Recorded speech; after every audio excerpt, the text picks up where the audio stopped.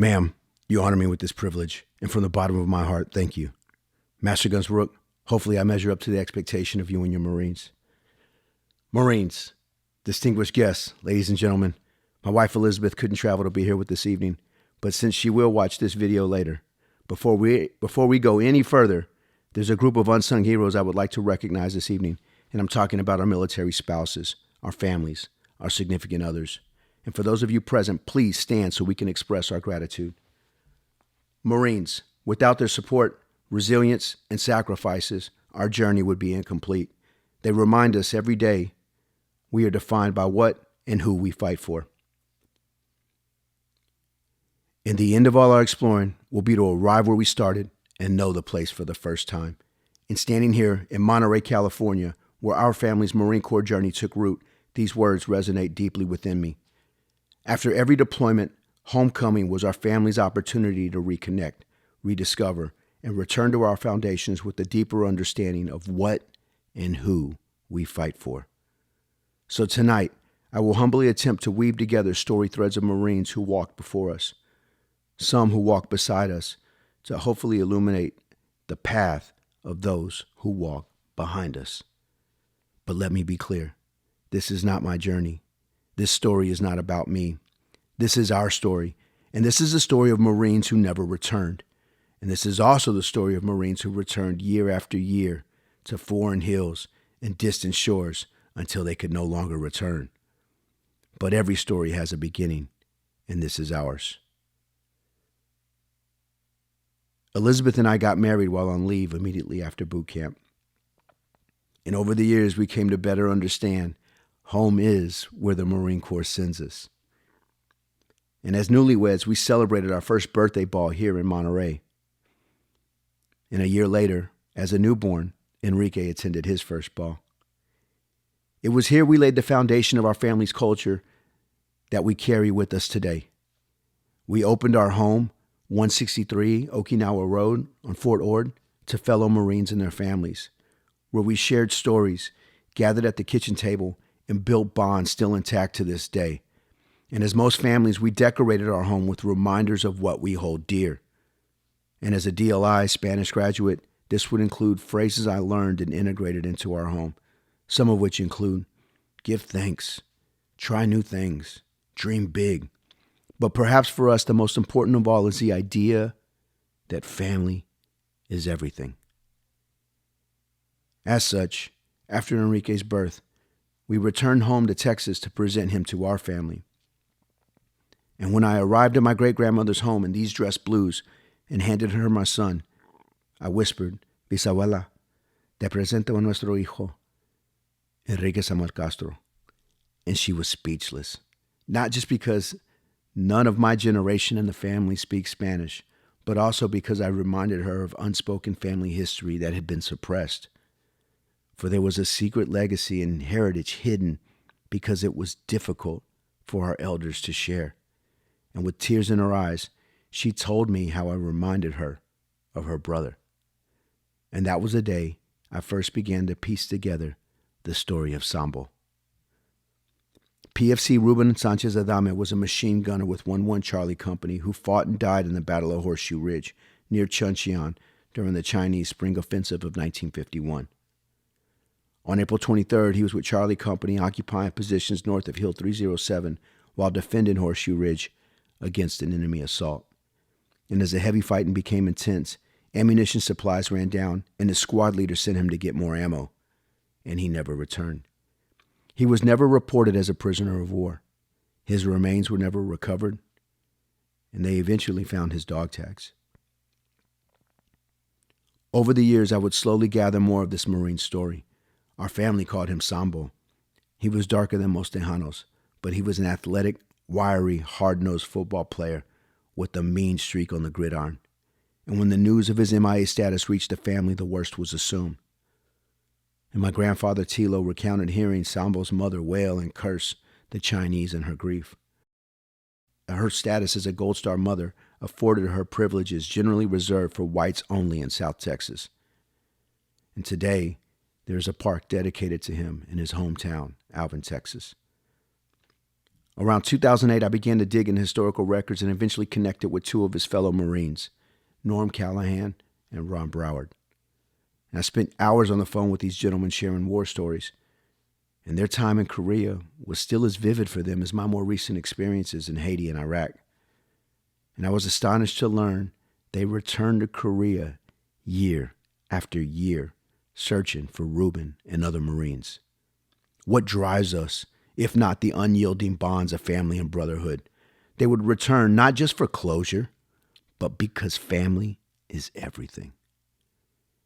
And the same ethos that brings us together this evening is the same force that compels us to serve, to sacrifice, and to remember, particularly on our birthday. Imagine the dedication. Imagine the love, the relentless commitment. Ask yourselves, will we not all do the same? Is there a greater testament to the spirit of Semper Fidelis than to search for a fallen Marine? In our conversations, I came to better understand the ties that bind us. Although our journeys are unique, they are also timeless. And when I last spoke with Mr. Broward, I asked him how he found the courage to face the human wave of enemies storming their positions. And he offered that he had no other choice. But it made it easier to know where to shoot. And I shared with him my own combat experiences were filled with doubt and uncertainty. And as we delve deeper in our unspoken trust, our sacred pact as Marines not only validates our past, but paves the way to healing. It's never about glorifying battle. It's about facing the ghosts that linger. It's about dissecting the chaos to find meaning. It's about understanding that sometimes the only way to move forward is to look back together. And in a fleeting instance of self-doubt, I was overwhelmed by the thought that my own battles paled in comparison to the ordeals of Charlie Company. But Ron, with the wisdom of one who knows the depth of such thoughts, responded simply, Marine, we fight the war we're given. We fight the war we're given. Time would pass, and in 2011, the Castro family was assigned orders at U.S. Embassy Santo Domingo. And it was here I shared what I knew then of Sambo's story with another Marine. Special Agent Don Bruction was a one-and-done jarhead who would later go on to a successful career in federal law enforcement with the Department of Homeland Security. We immediately connected as Marines do in every climbing place. Our wives became close friends, and our children connected in much the same way. And just as a skilled gardener carefully selects a branch to graft onto a thriving tree, so too do we as Marines unite with other families, and the graft takes hold. Not immediately, but gradually. And through shared mutual support and common values, our families intertwine and fuse and become resilient in the process. As fortune would have it, in 2016, the Bruction family would again serve in another overseas diplomatic post, this time in Korea. As such, he would regularly travel to Okinawa, where I was now assigned to 3 Marine Expeditionary Force. On one of these trips, we met Don for dinner, and that evening he invited us to be his guests at the Marine birthday ball in Seoul. And coming from the Don, it was an offer I couldn't refuse. And we arrived, and the night before the event, Don shared a secret. He had arranged a day trip for my sons and I while the ladies spent the day at the spa getting all dolled up. Without telling me, he coordinated a battle site tour to Horseshoe Ridge. Imagine my reaction. He felt as compelled to make this trip as I did, and I was moved at his eagerness to do this together. He knew how much this meant to me. I did not know how much it meant to him. What a friend. What a brother. And we could not have asked for more perfect weather. And when we arrived, we introduced ourselves to some locals along the way to let them know we were just passing through. One was a retired engineer who knew some of the history of the Battle of Horseshoe Ridge and pointed us toward the easiest path. And it didn't take long to find our way up the crest of the hill. And to my surprise, their fighting holes are still there all these years later. And if I were the gunny, or hell, even the master guns for that matter, running all over that hill, where those hills are dug is exactly where I would have dug them. But as you face north, I could envision the human waves Norman Ron told me about. And according to service historical records, their unit lost 60% of their end strength in 14 hours of chaos and destruction. And there's no way to be exact, but best estimates are they killed 2,400 Chinese in the process. What a sobering moment to be there on that hallowed ground. And the best way I can describe it is that it felt heavy. And as we made our way down to return back to Seoul, I thought of Sambo and how he could have fell down the hill, and the only way to rejoin his fellow Marines would have been the exact same path the enemy tread. And as we approached our vehicle again, we encountered the engineer who had guided us on the path. And through our interpreter, he asked whether we found what we were searching for. Marines, I'm still trying to answer that question today. He also asked what connection we had, if any, to the site. And so I did my best to explain one of my distant relatives had fought and died there, though we never found his body. And he extended his condolences.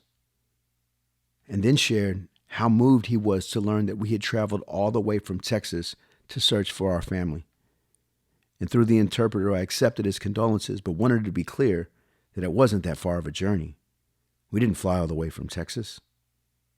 I'm a Marine, stationed in Japan with my family.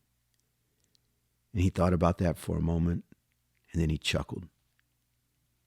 He exchanged some dialogue with our translator, and they both had a good laugh as Don and I looked at each other in confusion until they finally clued us in to what they thought was so funny. And the engineer observed with beautiful simplicity that I was blind. I couldn't see it. I couldn't see myself. In his words, my family had already fought and paid the ultimate sacrifice for his family to live free.